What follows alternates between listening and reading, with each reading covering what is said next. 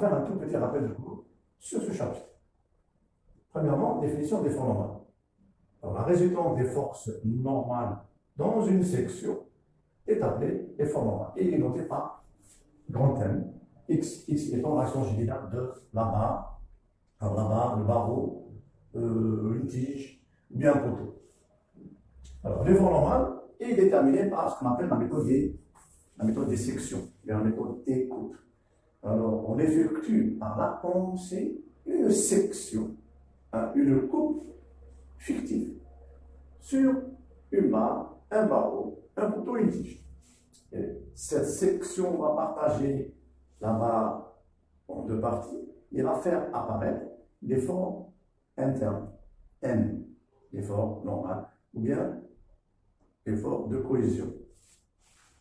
La valeur de l'effort normal, Nx, dans une section droite quelconque du barre, est égale à la somme algébrique de tous les efforts longitudinaux extérieurs appliqués à l'une des parties de la barre séparée par la section droite considérée. Et la formule générale qui donne la valeur de n, Nx, elle s'écrit somme des Fi. Alors, les Fi, c'est les forces concentrées, plus somme de somme Qx dx. Alors, Q, c'est une force répartie. Alors, en RD1, on considère deux types de forces, les forces concentrées et les forces réparties. Alors, ils sont soit répartis sur une longueur, soit sur une surface, soit sur un volume. Alors, dans le cas d'exercice, la plupart des charges sont réparties sur une longueur. Alors, appliquons ça sur cet exemple. Alors, soit une barre soumise à l'ensemble de forces longitudinaux, qui sont portées par la somme de l'axe X. Alors, pour déterminer l'effort normal dans une section donnée, on procède à une section droite. Alors, la section doit être droite et non pas oblique, droite et non pas oblique. Alors, cette section a partagé ma barre en deux parties, partie gauche et partie gauche et partie droite. Quand vous considérez la partie gauche de la section ou la partie droite, vous obtiendrez le même effort normal. Alors, nous, on va considérer là, dans cet exemple, on va considérer la section gauche. Alors, sur cette section apparaît l'effort normal. L'effort normal. Il est normal à la section. Il est longitudinal, il est porté par l'axe longitudinal de la barre Nx. Donc, Nx, dans cette section, sa valeur algébrique sera égale à la somme algébrique de tous les efforts extérieurs qui agissent sur cette partie gauche de la barre. Autrement dit, on a F1 et F2, deux forces externes. Donc, F1 égale à F1 plus F2, la somme algébrique. Ça, c'est la valeur de 1. Alors maintenant, pour faire une distinction entre l'effort normal de traction et de compression, on pose une convention de signe. Pour une force de traction, les forces de traction, une traction, je tire vers l'extérieur. Pour une traction, on met un signe plus. Pour la compression, donc on tire pas, on compresse vers l'extérieur. On met le signe moins. Donc F1, regardez, F1, c'est une force qui va engendrer un effort normal de traction. Donc je mets le signe plus. Et la force F2, la force externe, va provoquer un effort normal de compression, parce que là, ils sont opposés. F1 est opposé, c'est F1 provoque un effort de traction, F2, qui sont opposés, va provoquer un effort de compression. Voilà. Donc F1, le signe plus indique la nature de l'effort normal et non pas ainsi. Passons maintenant à la définition de la contrainte. La contrainte normale. La contrainte normale, c'est le rapport entre l'effort normal et la section A. binaire dans la section contrainte normale.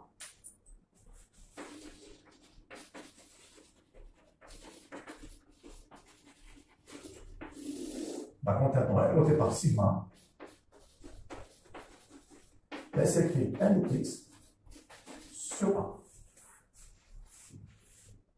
Alors, on suppose que dans toutes les sections droit des bras, en traction ou bien en concrétion, les contraintes normales sont uniformément réparties. Et la valeur de l'effondrement s'écrit N. Alors, l'effondrement est porté aussi par l'axe X.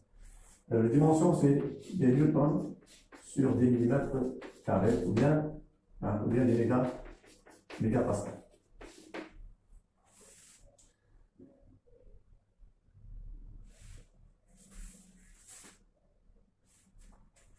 Alors, autre chose, on va admettre que les matériaux des bas obéissent à la loi de Hooke. Alors, si elles obéissent à la loi de Hooke, la valeur d'allongement absolu peut être calculée par la formule suivante. Donc, la valeur d'allongement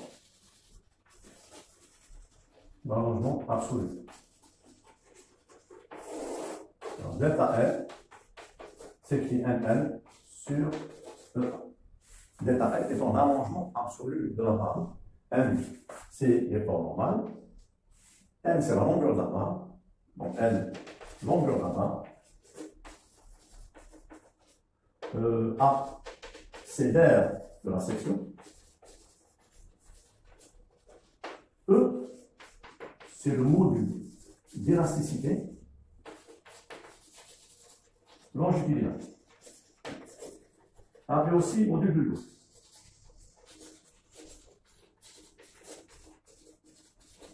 Appelé aussi module de l'eau.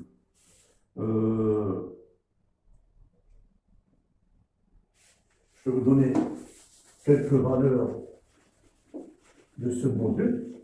Alors, vous n'aurez jamais calculé ce module. C'est une caractéristique géométrique, plutôt mécanique, du matériau composant la barre. Alors, le module pour l'acier, acier de construction.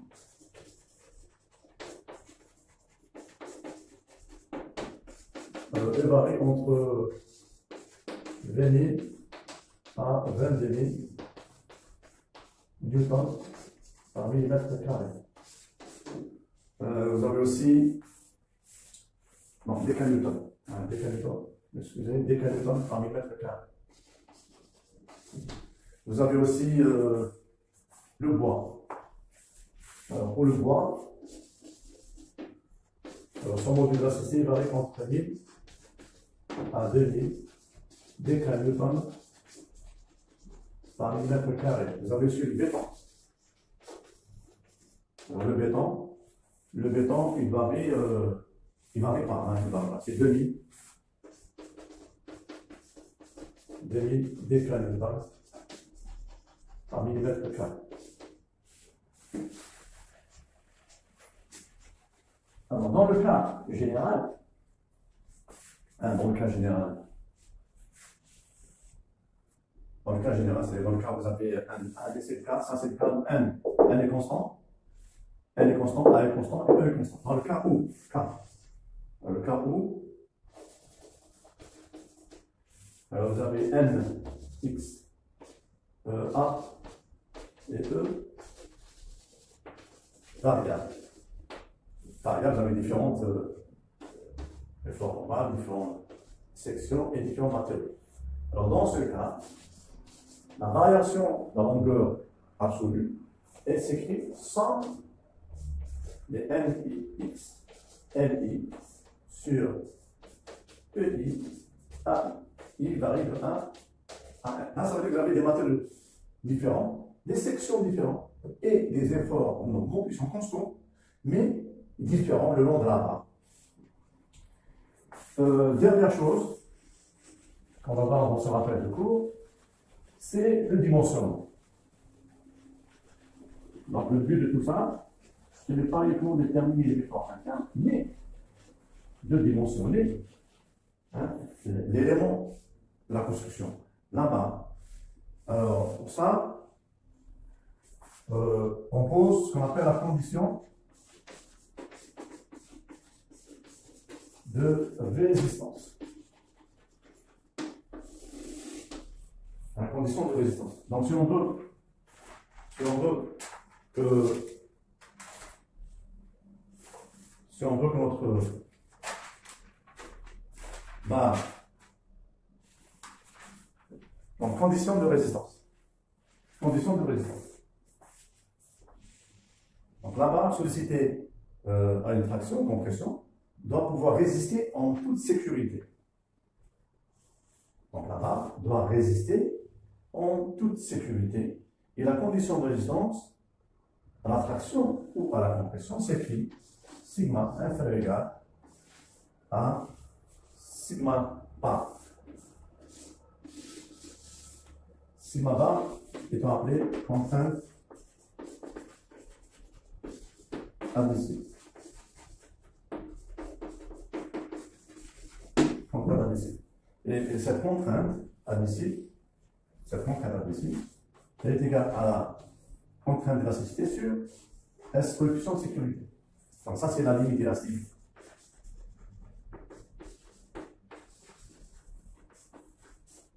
Et S, c'est le coefficient, c'est le coefficient de sécurité.